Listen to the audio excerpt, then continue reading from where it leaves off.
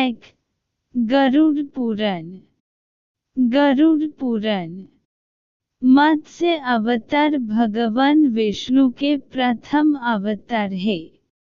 मछली के रूप में अवतार लेकर भगवान विष्णु ने एक ऋषि को सब प्रकार के जीव जंतु एकत्रित करने के लिए कहा और पृथ्वी जब जल में डूब रही थी तब मत्स्य अवतार में भगवान ने उस ऋषि की नाव की रक्षा की।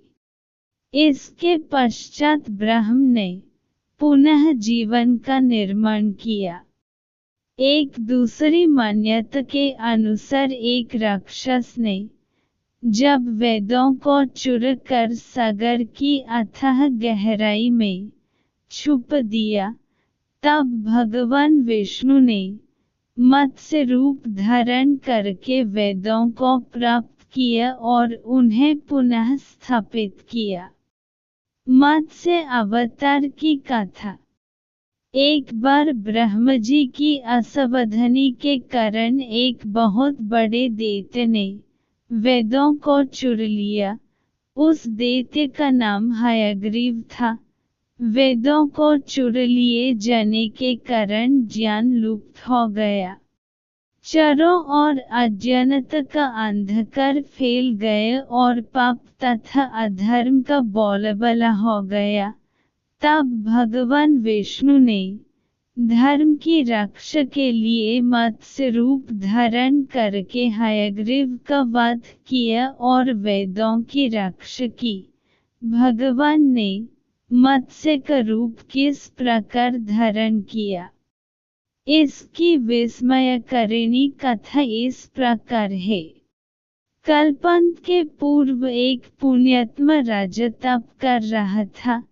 राजा का नाम सत्यव्रत था। सत्यव्रत पुण्यात्मा तो था ही, बड़े उदार हृदय का भी था। प्रभात का समय था। सूर्योदय हो चुका था। सत्यव्रत कृतमला नदी में स्नान कर रहा था।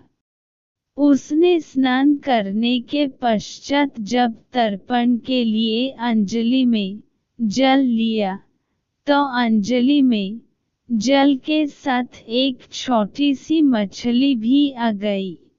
सत्यव्रत ने मछली को नदी के जल में छोड़ दिया।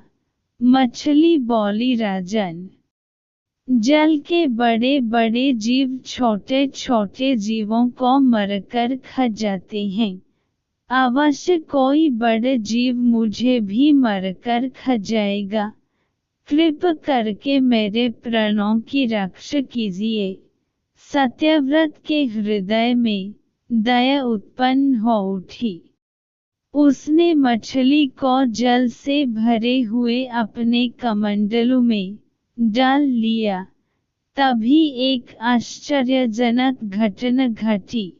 एक रात में मछली का शरीर इतना बढ़ गया कि कमंडलू उसके रहने के लिए छोटा पड़ने लगा। दूसरे दिन मछली सत्यव्रत से बोली, राजन, मेरे रहने के लिए कोई दूसरा स्थान ढूंढिए, क्योंकि मेरा शरीर बढ़ गया है। मुझे घूमने फिरने में बड़ा कष्ट होता है। सत्यव्रत ने मछली को कमंडलू से निकालकर पानी से भरे हुए मटके में रख दिया। यहाँ भी मछली का शरीर रात भर में ही मटके में इतना बढ़ गया कि मटक भी उसके रहने के लिए छोटा पड़ गया। दूसरे दिन मछली पुनः सत्यव्रत से बोली, राजन, मेरे रहने के लिए कहीं और प्रबंध कीजिए, क्योंकि मटक भी मेरे रहने के लिए छोटा पड़ रहा है। तब सत्यव्रत ने मछली को निकालकर एक सरोवर में डाल किया। किंतु सरोवर भी मछली के लिए छोट पड़ गया। इसके बाद सत्यव्रत ने मछली को नदी में और फिर उसके बाद समुद्र में डाल दिया। आश्चर्य! समुद्र में भी मछली का शरीर इतना अधिक बढ़ गया कि मछली के रहने के लिए वह छोट पड़ गया। अतः मछली पुनः सत्यव्रत से बोली, राजन, यह समुद्र भी मेरे रहने के लिए उपयुक्त नहीं है। मेरे रहने की व्यवस्था कहीं और कीजिए। अब सत्यव्रत विस्मित हो उठा। उसने आज तक ऐसी मछली कभी नहीं देखी थी। वह विस्मय भरे स्वर में बोला, मेरी बुद्धि को विस्मय के सागर में डुबो देने वाले आप कौन हैं? मत्स्य रूपधारी श्रीहरि ने उत्तर दिया, राजन, हयग्रीव नामक दैत्य ने वेदों को चुरा लिया है। जगत में चरों और अज्ञान और अधर्म का अंधकार फैला हुआ है। मैंने हयग्रीव को मारने के लिए ही मत्स्य का रूप धारण किया है। आज से 7वें दिन पृथ्वी प्रलय के चक्र में फिर जाएगी। समुद्र उमड़ उठेगा, भयानक वृष्टि होगी, सारी पृथ्वी पानी में डूब जाएगी। जल के अतिरिक्त कहीं कुछ भी दृष्टिगोचर नहीं होगा। आपके पास एक नाव पहुंचेगी। आप सभी अनाजों और औषधियों के बीजों को लेकर सप्तऋषियों के साथ नाव पर बैठ जाइएगा। मैं उसी समय आपको पुनः दिखाई पड़ूंगा और आपको आत्मतत्व का ज्ञान प्रदान करूंगा। सत्यव्रत उसी दिन से हरि का स्मरण करते हुए प्रलय की प्रतीक्षा करने लगे। 7वें दिन प्रलय का दृश्य उपस्थित हो उठा। समुद्र भी उमड़कर अपनी सीमाओं से बाहर बहने लगा। भयानक वृष्टि होने लगी। थोड़ी ही देर में सारी पृथ्वी पर जल ही जल हो गया। संपूर्ण पृथ्वी जल में सम गई। उसी समय एक नाव दिखाई पड़ी। सत्यव्रत सप्तऋषियों के साथ उस नाव पर बैठ गए।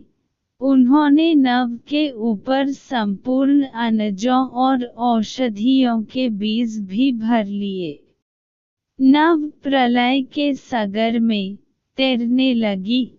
प्रलय के उस सागर में उस नाव के अतिरिक्त कहीं भी कुछ भी नहीं दिखाई दे रहा था। सहसा मत्स्य रूपी भगवान प्रलय के सागर में दिखाई पड़े। सत्यव्रत और सप्तऋषि गण मत्स्य रूपी भगवान की प्रार्थना करने लगे। भगवान से आत्मज्ञान पाकर सत्यव्रत का जीवन धन्य हो उठा। वे जीते जी ही जीवन मुक्त हो गए। प्रलय का प्रकोप शांत होने पर मत्स्य रूपी भगवान ने हयग्रीव को मारकर उससे वेद छीन लिए। भगवान ने ब्रह्मजी को पुनः वेद दे दिए। इस प्रकार भगवान ने मत्स्य रूप धारण करके वेदों का उद्धार तो किया ही, साथ ही संसार के प्राणियों का भी अमित कल्याण किया।